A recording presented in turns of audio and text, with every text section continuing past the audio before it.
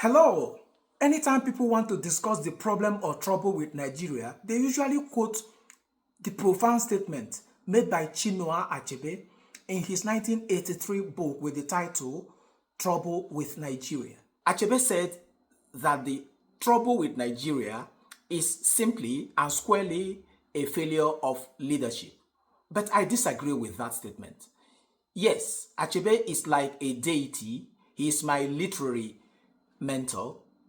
It's difficult to disagree with him.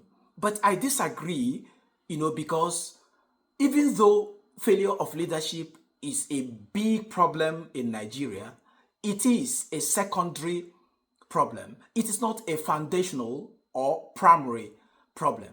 There is a foundational problem or trouble with Nigeria that has made Nigeria refuse to move forward.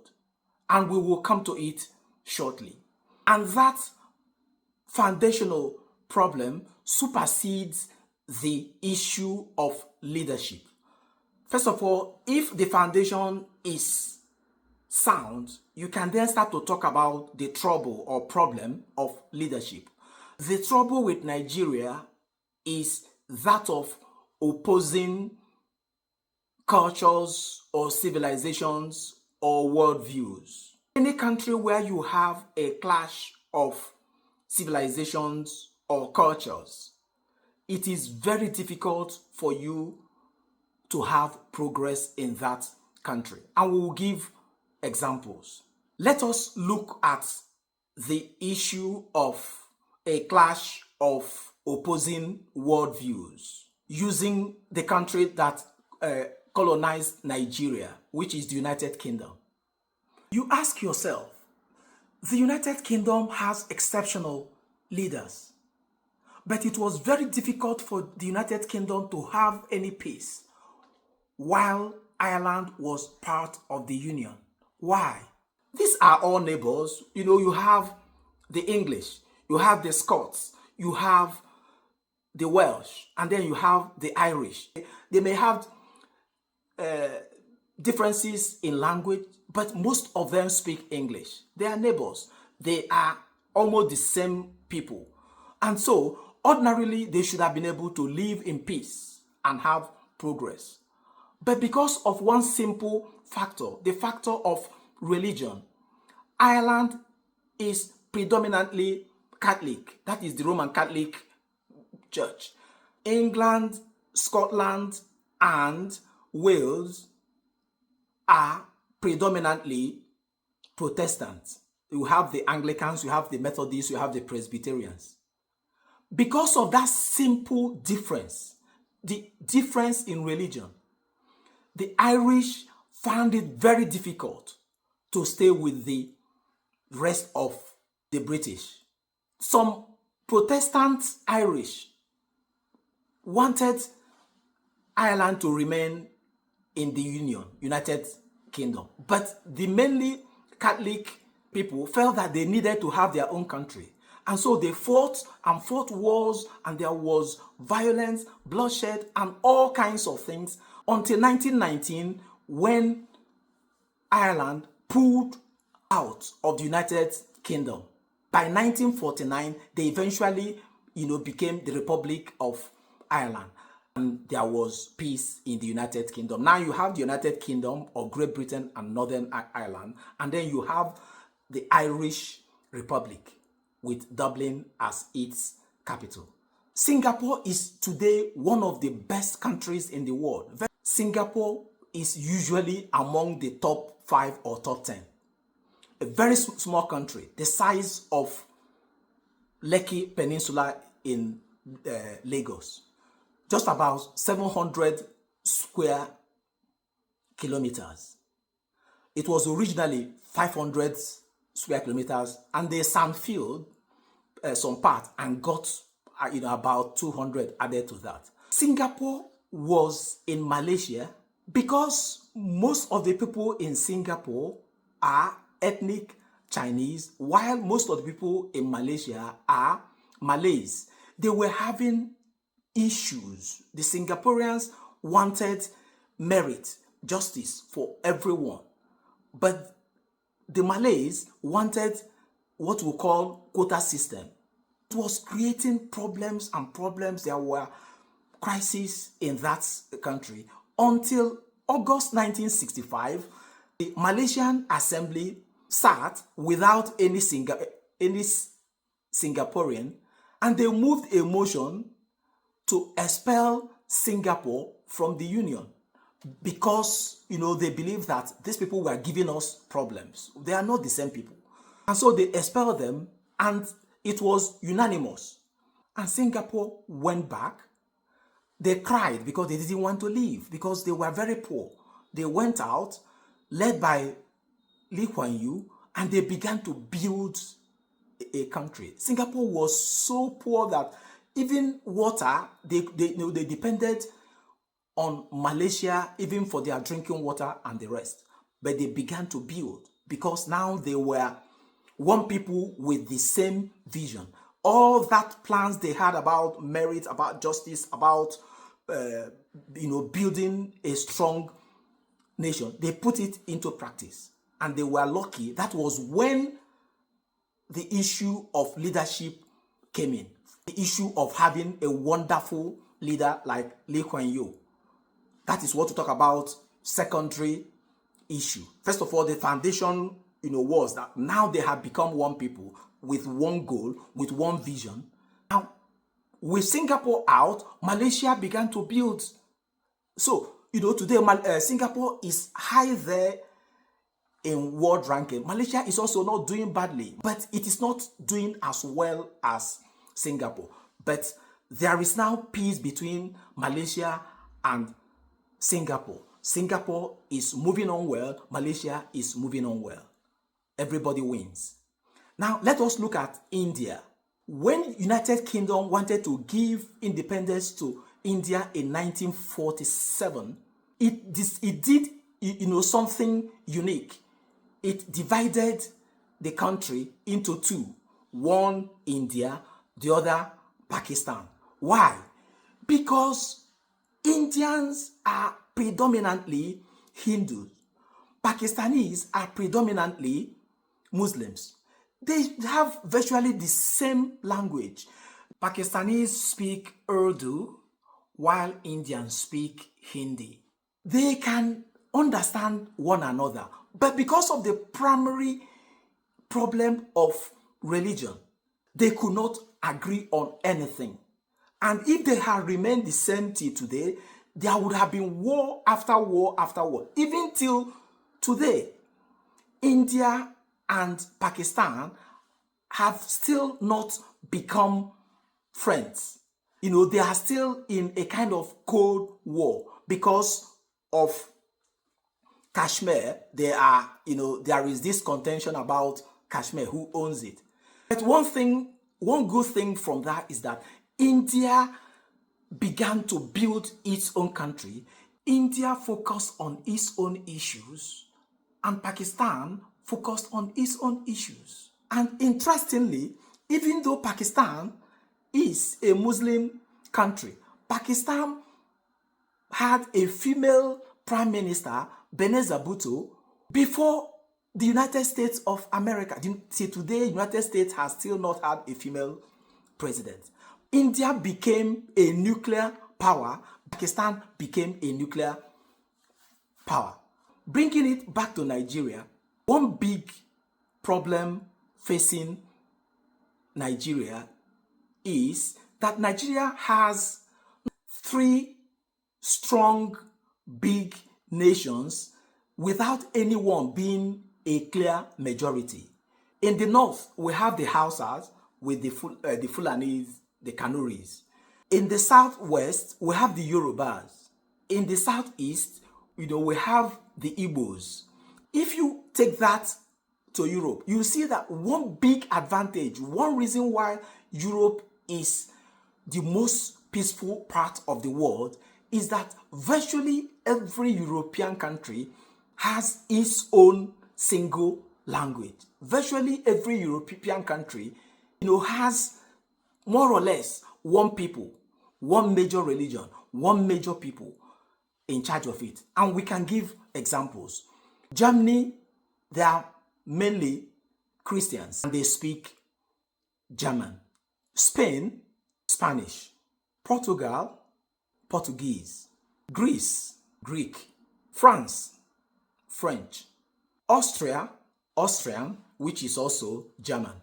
And then you talk about Russia and Russian and all that. The only one that is slightly different will be Switzerland, Belgium, and United Kingdom. And we will come back to that, which is the second leg of our discussion. When you are one people, either you speak one language, you have one religion, you have one viewpoint. You usually will think alike, you have one, it is easier for you. You can see the similarity in worldview. You can see this, the similarity in culture, in religion, in language. They see themselves as one. Now, in Nigeria, the challenge is that there is no dominant. Even though you can have a country with many languages or many religions, it is usually easier, when you have a dominant language, a dominant religion, a dominant race within that country. What happens is that the dominant one will lead, that they will be the majority. Others will follow. But when you have a group like we have in Nigeria, what happens is that there is no clear majority. There is always a clash of egos, a clash of views. And then it becomes worse when you have different religions.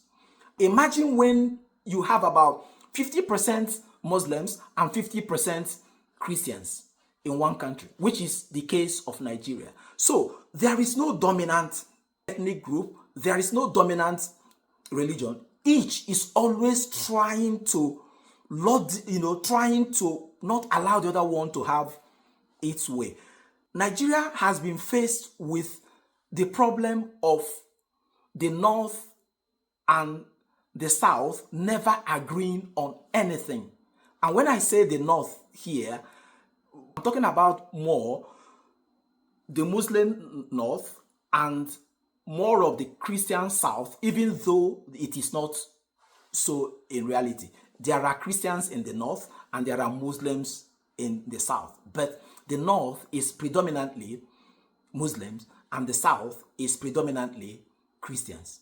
And let us start from the most important issue concerning Nigerians' nationhood, which was Nigeria's independence. It is doubtful if there is any country in the world that was offered an opportunity or that had an opportunity to have independence and its citizens rejected it. In 1953, Anthony Enahoro moved the motion that Nigeria should be granted independence now. The North said no to it. The South said yes. The North walked out of the parliament because of that. And when they were walking out, they were being booed and they felt insulted. People from the South said, how can you say no to independence? But the North said that they were not ready for independence because they believed that the South had all the educated, people who would immediately take over from the British if independence was granted in 1953. So our independence had to be delayed, and then Ghana had independence before us, and some other countries, I think Ghana had in 1957 before we had our independence eventually in 1960. Every time we have said, we need to restructure the country, the North will say no, the South will say yes. If we say we need to have quota system, the North will say yes, the South will say no. If we say we need rotatory presidency, it has been like that. Every issue, there is no single thing on which the North and the South agree with. And he said, can two work together unless they agree? This is biblical. How can you have progress when there is nothing that concerns leadership or that concerns progress upon which the North and the South agree. The only issue upon which the North and the South agree is the issue of gay marriage. The challenge before Nigeria is that there is no agreement on the basic issues of development. If there is a weak link, you have to wait for that weak link to be rectified before you move. So Nigeria has been lying prostrate because its nationalities never agree on anything. The views of the North and the South are completely opposed to each other on the critical issues of development like education, leadership, religion, economy, governance, even health, even marriage, childcare, whatever issue you raise that you need to decide on so that Nigerians can use it to move forward. The two parts of Nigeria will disagree. But Achebe is right when you look at the issue of leadership as a secondary problem. Yes, if we had an exceptional leadership, a leadership that looks at the big picture and not the small one, a leadership that is people-oriented, yes, maybe people would have sat down to think about the issues concerning Nigeria and say, why not we agree to create these policies to guide us? And that is what countries like Canada, United Kingdom, Belgium, Switzerland have done. For example, Canada has 13 provinces, which is 10 provinces and 3 territories. Only one of them is French speaking, Quebec. There is a small percentage of people who speak French in New Brunswick, but Quebec is the only French speaking province in Canada. Quebec wanted to leave Canada and become a country of its own, but Canada decided to give some concessions because that is the way to live in peace. If you want to live together, you have to sit down and give some concessions. And what the major one was that in 1969, Canada passed into law that French and English are the 2 official languages of Canada. It is not a second language. French is not a second language. French is at par with English. So if you want to address the Canadians, either you speak French or you speak English. And if you can speak both of them, you speak this and then you speak this. Whatever you write it in English and you write it in French. If you are dealing with anything federal. In the provinces, you can decide what to do. And then they give other concessions. Whatever law you have, you will see a clause that this applies in all the provinces except in Quebec. That was how they solved their problem. Now, there are still people who are agitating to live in Quebec, but they are now the minority because they believe, they have seen that their interests have been taken care of in the bigger Canadian Union, which gives them more advantage than going solo. In the United Kingdom, it is the same thing. We have England, Scotland, Wales, and Northern Ireland, and qualify to come to the World Cup. They are like countries within countries. They have their leadership. Each of them has its own leadership. Each of them has its own rules. And then there are things uniting them under the United Kingdom platform. We saw when Scotland wanted to leave, they didn't get the majority. And so they continue to stay. Their interests are being taken care of within the union. So they will be wondering, does it make better sense for us to remain here or to leave? In Belgium, it is the same thing.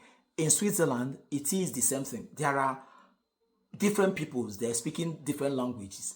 each of those languages has been made a national language. Whichever part you are in, you speak that. And there are laws.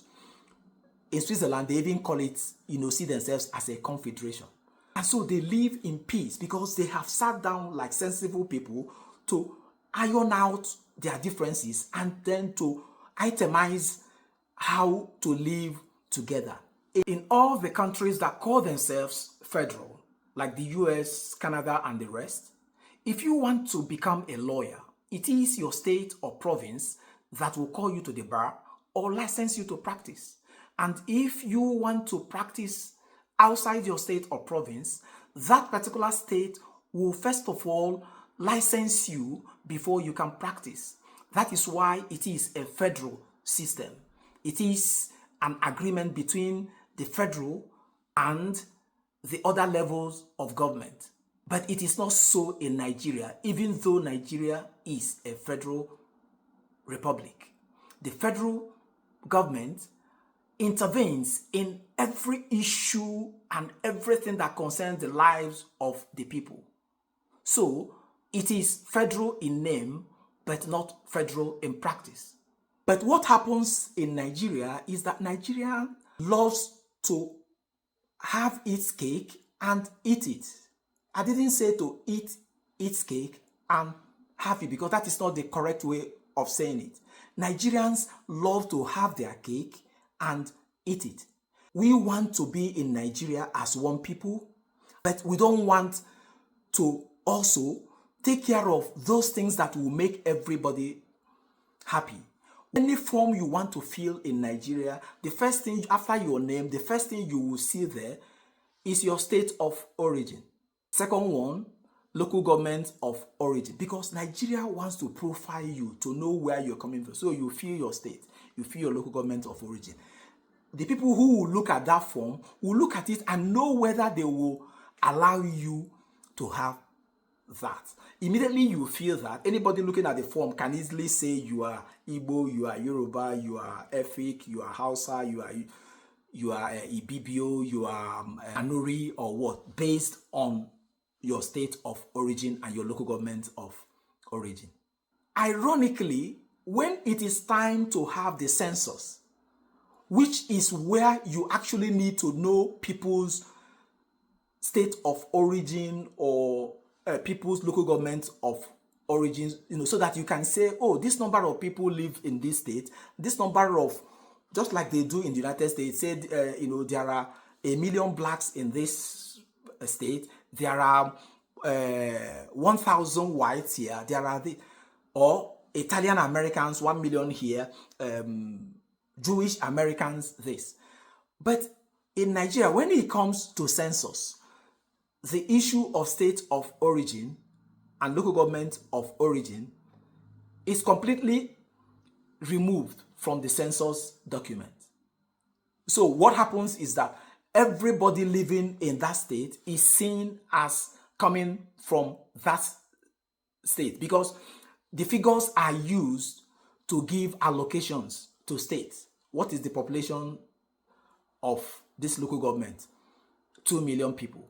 And so they get this amount of allocation or some other thing. The same thing with the state. So the people there are no longer recognized as people from any part of the country. They are seen as indigenes of that state. But immediately the census is over, when it comes to election, when it comes to positions of authority, everybody remembers state of origin. Rwanda saw the problem state of origin and ethnicity caused it and banned it from, you can never ask any Rwandese, what is your ethnicity? Because they saw how it caused them pains and bloodshed. In Nigeria, you are first of all an Igbo, a Yoruba, a Hausa, a Fulani, an Ibibio, a Bini, or an Efik, or an Idoma, or a Kanuri, before being a Nigerian. It is the highest level of hypocrisy and irony one sees. You run to this side, in the afternoon, you run to the other side of the divide. In the evening, you run to another side. You are not sure where you want to be.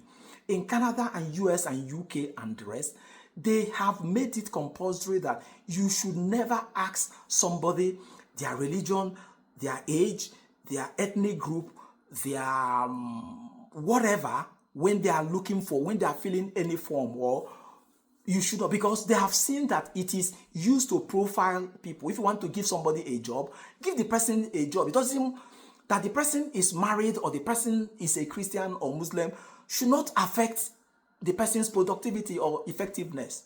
If the person can do the job, the person can do it. The age of the person should also not matter. The ethnicity should not matter. Not what should matter is the competence on the job and the person's character, which the referees can vouch for.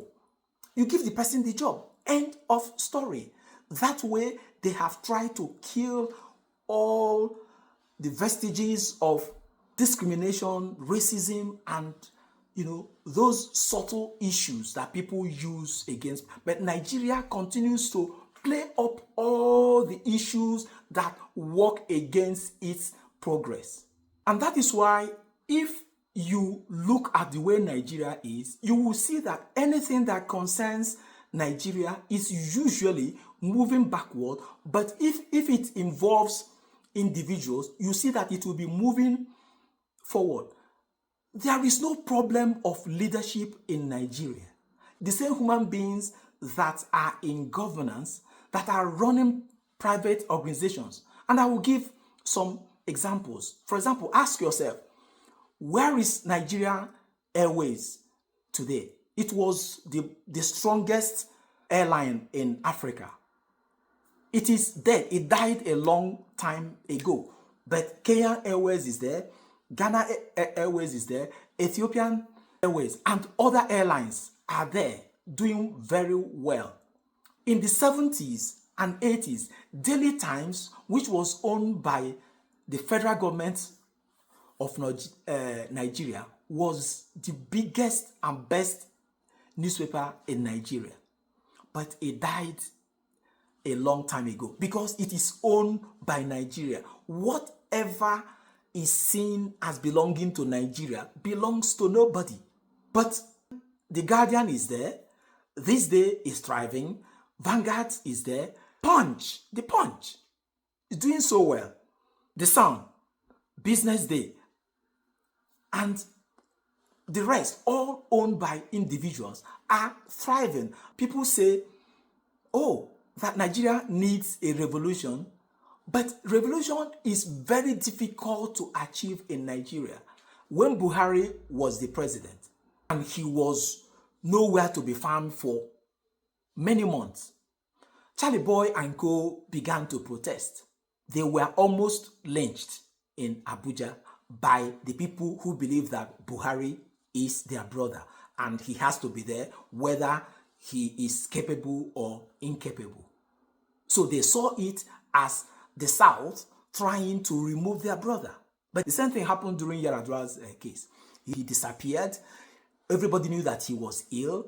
It was the same thing with Tinubu. Anything you say against him, there are millions who will say, this is our brother, we have to protect him. Whatever he does is good. If you want to rise against him and against all the leaders, tomorrow, there will be millions of people who will come out, to fight against you.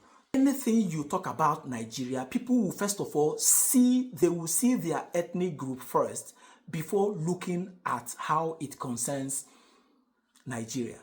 And what happens is that because people are concerned about their ethnicity or their religion first, the interest of the country is sabotaged.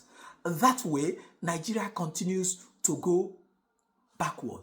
And that is why, for example, you will see that anything that succeeds in Nigeria, any industry that succeeds in Nigeria, there will be no trace of government behind it. For example, the Afrobeats is the pride of Nigerians now. It has nothing to do with governance. Nollywood, the film industry, has been a prize. It's the, say the second largest in the world. It had nothing to do with government. The same individuals that are leading are the same people who are running their private organizations and succeeding, but when they get into governance, they don't succeed because there is Nigeria, but it is doubtful if there are Nigerians. And Nigerians have refused to sit down like reasonable, logical, sensible people have done in Europe, in Asia, and other parts of the world to fashion out a system that will put the interest of all the parts into consideration and move together and work. And Nigeria has also refused to disintegrate so that every part can go and run its own life. If you talk about human resources, Nigerians are among the most intelligent, industrious, result-oriented, visionary people you will see in any part of the world.